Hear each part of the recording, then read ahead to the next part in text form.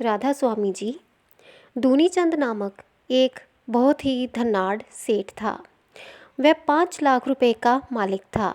एक दिन सेठ दूनीचंद ने अपने पिता के श्राद्ध के उपलक्ष्य में विशाल भंडारे का आयोजन किया। सैकड़ों लोगों ने इसमें भोजन किया। घूमते फिरते गुरु नानक देव जी भी वहां पहुंच गए।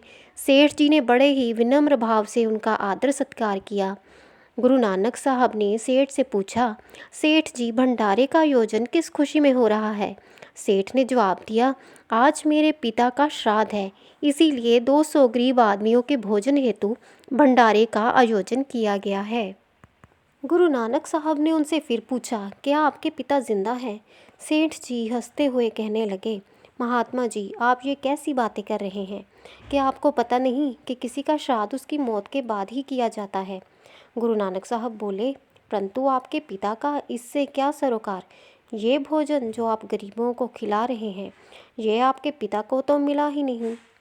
वह तो अभी भूखा बैठा है। सेठ ने आश्चर्यचकित होकर गुरु नानक साहब से पूछा, आप ये कैसे कह रहे हैं कि मेरे पिता को भोजन नहीं मिला और वह भूखा है? क्या आप जानते हैं कि मेरे पिता कहाँ हैं? गुरु नानक साहब कहने लगे कि आपका पिता यहाँ से 50 कोस दूर जंगल में एक झाड़ी में लक्कड़बग्गा बना बैठा है। तुमने 200 आदमियों को भोजन कराया ताकि वह भोजन तुम्हारे पिता को मिले, परंतु वह तो कई दिनों से भूखा है। अगर मेरी बात पर विश्वास नहीं हो रहा तो जंगल में जाकर स्वयं अपनी आंखों से देख लो। सेठ ने गुरु नानक साहब से पूछा, मैं ये कैसे जानूंगा कि वे लक्कड़बग्गा मेरे पिता है? गुरु नानक साहब ने आशीर्वाद दिया और कहा, जब तुम जंगल में उनके सामने जाओगे तो मेरे आशीर्वाद के प्रताप से वह तुम्हें इंसान की भाषा में बात करेगा। अपनी जिज्ञासा को मिटाने के लिए सेठ जंगल में चला गया। वहां जाकर उसने देखा एक लक्कड़बग्गा एक झाड़ी में बैठा था। सेठ ने उससे कहा, पिताजी आप कैसे हैं? लक्कड़बग्गे ने जवाब दिया, बेटा मैं कई दिनों से भूखा हूँ। मेरे शरीर में बहुत दर्द और तकलीफ़ है। दर्द के मारे मैं चलने फिरने में भी असमर्थ हूँ। सेठ ने आश्चर्य से लक्कड़बग्गे से पूछा, पिताजी आप तो बहुत नेक इंसान थे। आपकी धार्मिक प्रवृत्ति जग जाहिर थी। आपने बहुत दान पुण्य किया था, फिर भी आपको लक्कड़बग्गे की योनि क्यों प्राप्त हुई?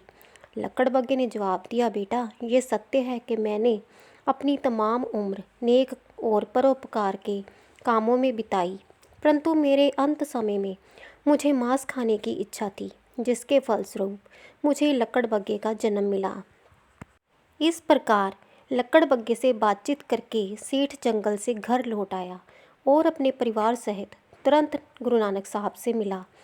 गुरु नानक साहब से मिलकर सेठ नतमस्तक होकर उनसे कहने लगा कि आप पूर्ण पुरुष हैं। आपने मेरा भ्रम दूर करके मुझ पर बहुत भारी एहसान किया है, अन्यथा मेरे पिता की तरह मेरा जीवन भी अंधकार में चला जाता।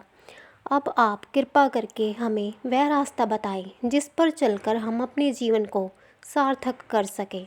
गुरु नानक साहब ने अपार दया करते हुए उन्हें नाम की बख्शिश कर दी। गुरु नानक साहब ने माला फेरते हुए गुरु बिना देने वाले दान को हराम कहा है। गुरु धारण किए बगैर अगर अज्ञातवश किया गया दान हमारे अहंकार की पुष्टि करता है। अहंकार जीव को अधोगति की ओर ले जाता है। वेद शास्त्र इस बात की पुष्टि करते हैं। राजा नृप 1 करोड़ गाय रोज दान में देते थे, परंतु ऋषियों के श्राप से उन्हें अगला जन्म गिरगिट का मिला। संत मत विचार संत कहते हैं कि दान हमेशा योग्य व्यक्ति को ही करना चाहिए। मनमर्जी से किए गए दान का पता नहीं लगता कि वह सुपात्र को मिला या नहीं। भूल से यदि दान कुपात्र को चला जाए और वह उससे कोई पाप या बुरा कर्म कर देता है तो कुपात्र से ज़्यादा पाप दानी को लगता है।